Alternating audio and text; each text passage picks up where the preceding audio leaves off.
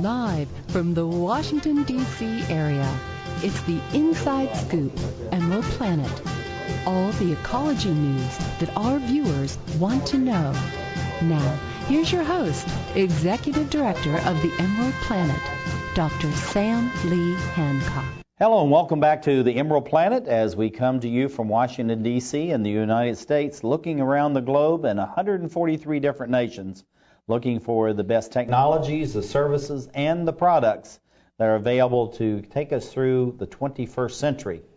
And we're talking about dealing with a globe now that has actually over 7 billion souls on it. And we're highlighting one of the countries, China, that has about 1.3 million citizens. And so what do you do when you have 1.3 billion folks that need to have all the services, and at the same time you want to allow for the very best as far as the environment is concerned, and to protect the environment, and at the same time to continue to grow the economy.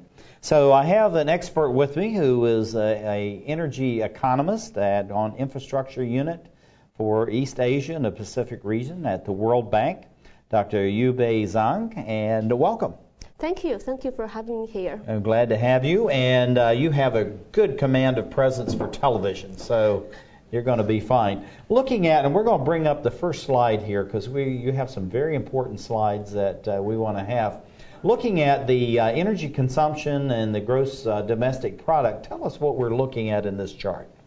Okay, you see that from 1980 to 2005, that GDP grows rapidly. And so know that when China starts its open door policy in 1979 and put the economic development as the priority, so we see that from this period, the GDP 10 times increased. And in the meantime, you see the energy consumption also increased rapidly. And now China realized that, okay, it's not sustainable. And in fact, it's not only not sustainable, it's also a security issue. So I was going to say that really is a national security issue, because that's something we find in the United States and other countries, that if you continue to import more and more energy, then you're depleting your foreign reserves and you're not able to continue to reinvest in the society. And that's something that I think that your government's very wise to look at, is keep this balance between the growth of the gross domestic product and its investment in the energy sector. So going to the second slide that we have here, what are we looking at in this? We're going to stay very close in the slides because I think these are very important. And this is information, I think, Dr. Zhang, that can be useful to other countries, leaders in those nations, as they look at their energy policies and what they need to be doing to balance out this whole investment between the environment and economic development. So exactly, you see that, so in terms of GDP, in terms of per capita energy consumption, China is not very high compared to the developed countries. But because of China's size, so when you see the big box, now China becomes the top one carbon emission emitter. Yeah, and even though it's number 2 in the world, it's actually now number 1 as far as the CO2 gas emissions in the world. And again, that goes back to this whole thing of trying to have this proper balance between the economic growth, because right now you're growing at 9% plus. And so how do you continue that growth because of just the sheer numbers of people that are coming in every year into the economy?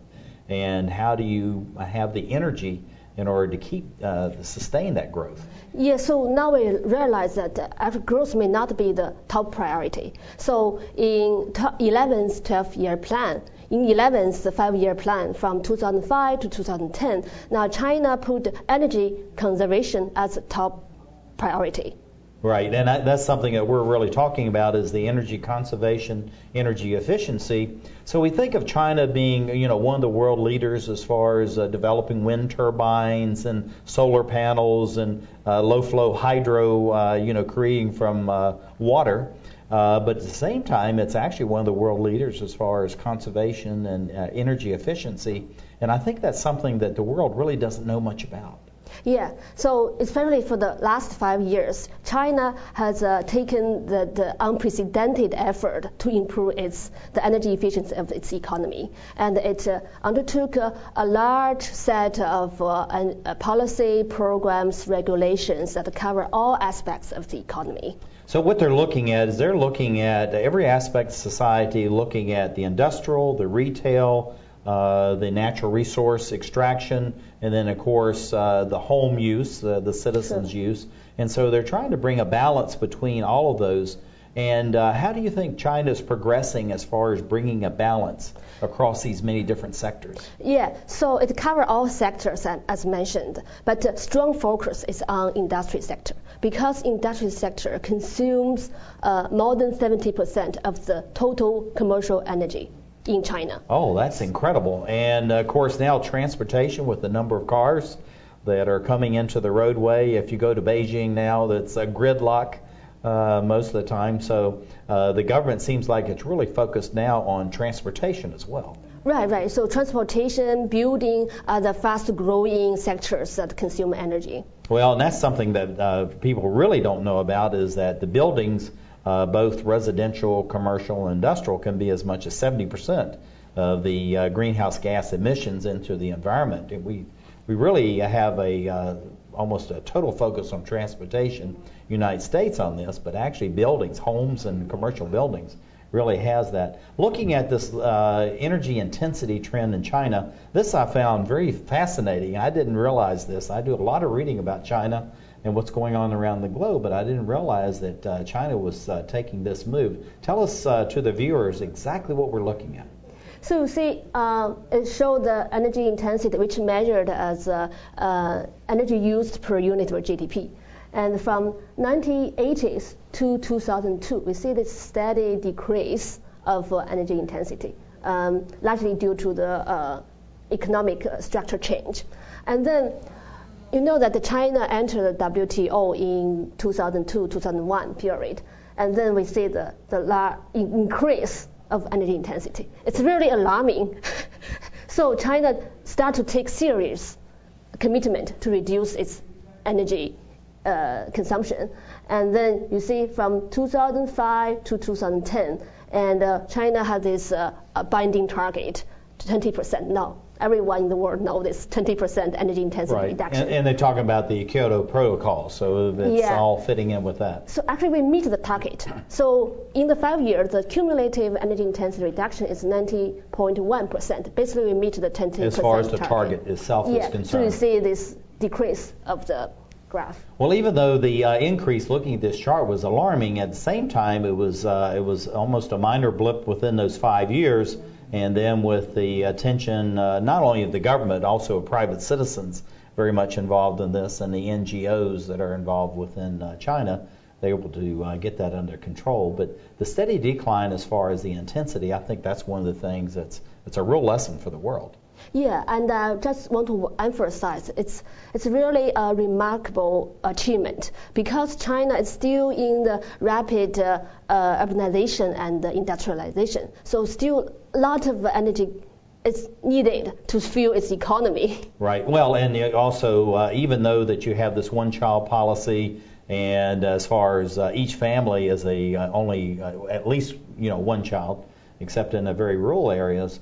But you still have a gross number of people coming into the economy every year. And so there's a tremendous number of jobs that must be created year to year. And most of those need and demand some kind of energy. Exactly. And it's where people migrate to urban area. Like each year, 20 million people move to urban. And you know that the urban households consume more energy compared to their rural counterpart. Well, you think of 20 million people migrating from the rural areas into the cities, and we know that the world is actually rapidly urbanizing. 54% of the world's population now lives in the urban areas. And you think about 20 million people, I mean, that's the size of a number of these mega cities like a Mexico or Rio de Janeiro. I mean, they have about 20 million in each of those.